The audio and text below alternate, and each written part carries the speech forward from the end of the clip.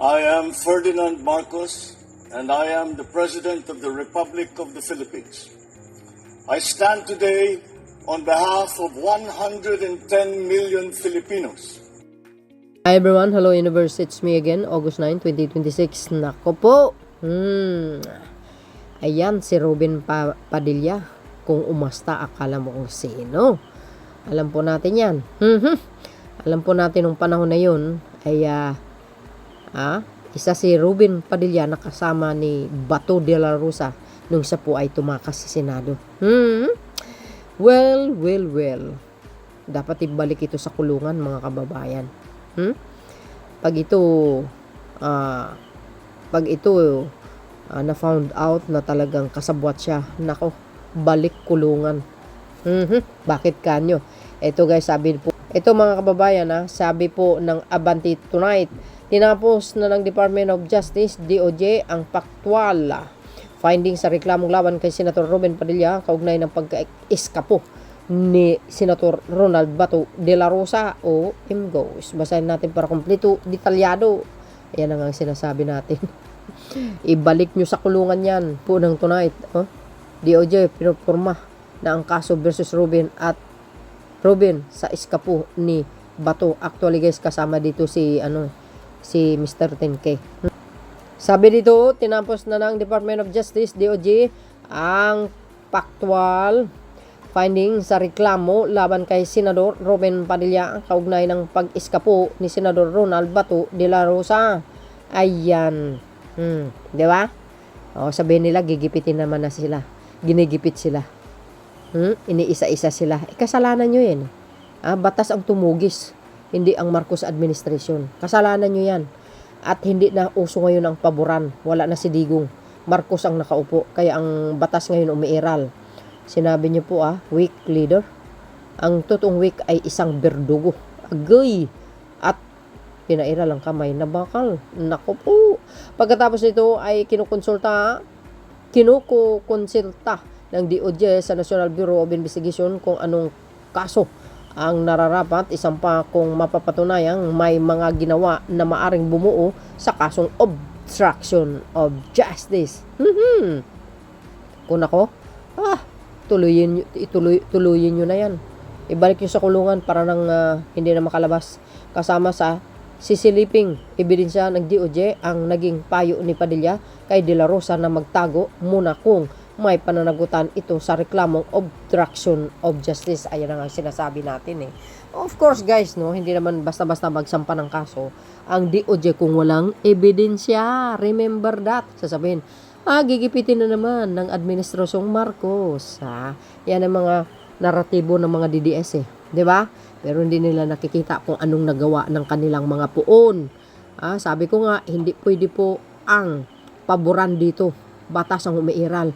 Kasi kung hindi ito, kakasuhan itong mga ito, mamimihasa din talaga. Kaya lagi kong nakikita at pananaw ko, pag ito, nakaupo yung mga puon nila, ay maghari-harian na sila sa Pilipinas. Pero hindi rin papayag ang taong bayan. Kikilos at kikilos yan. Para mapatalsik sila sa Malacanang. Remember guys, lagi kong sinasabi, pag nagsanib persa ang pula, pula, yellow, at pink, patay kayo ngayon. Mapupuno talaga ang Mindiola at ang buong Luneta. Siyempre, ano pang gagawin mo? Bumaba ka na lang sa Malacanang.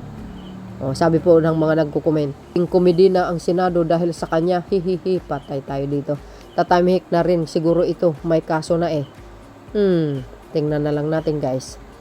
Mga magkakasakit na yan at mag-wheelchair. Nick Brace, galawang guilty. Diba? Iba kasi pag kinakasuhan at nakulong sabihin may sakit, di kayo naloka. Wag naman.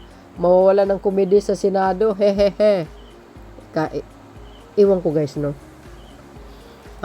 napaka-BO ang bumuto dito, kasama na ako dun.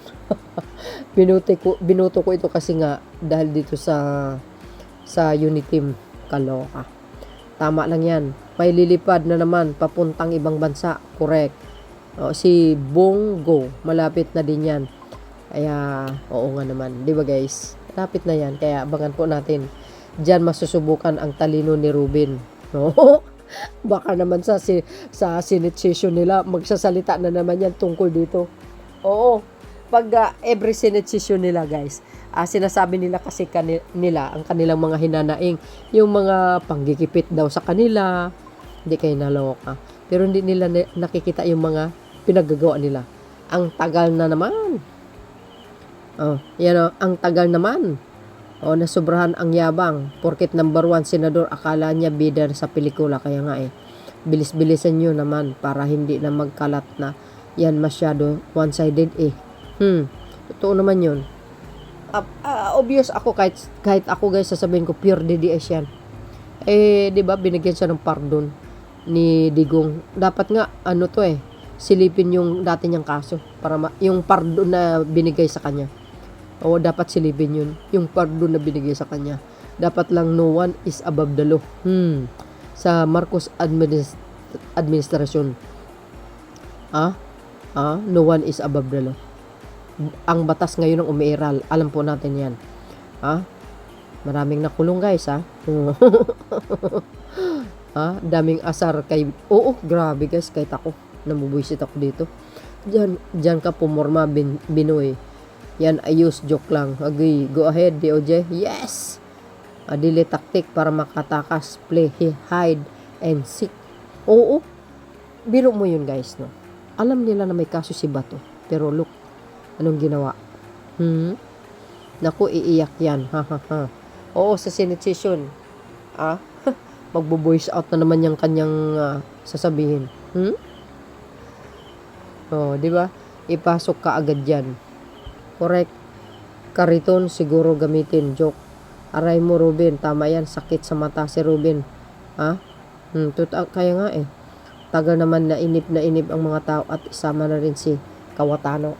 I think guys, kasama yan sa obstruction of justice. Kasi ang usapan nila ni NBI Director Matibag na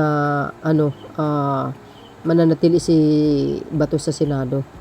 Kaso lang hindi tumupad sa usapan. Ito naman ang NBI kampante. Kasi nga doon sa usapan nila ni Cayetano guys, na sila nang bahala. Pero ano nangyari? Iyon ang nangyari. Ayun ang nangyari. Kamukat-mukat mo, nakatakas, di kayo naloka. See, mga beswa, kayo guys, anong mga kapalagayan nyo? Sasabihin ng DDS, gigipitin na naman sila. Hindi batas ang umiiral, hindi po ang administrasyon ngayon. No. Kasalanan nyo yan hindi nyo iniisip kung anong nilabag yung batas pag ginawa nyo at sinamahan nyo tumakas ang isang kriminal.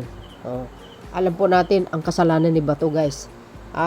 Dahil PNP chief siya ng panahon ng EJK. Wala naman siya nagawa di ba? So yun mga kababayan, ano po ang masasabi nyo? Kayo balang komento. Thank you guys for watching. See you again on my next upload. Bye bye and babus. God bless Philippines. There's more. Bye everyone.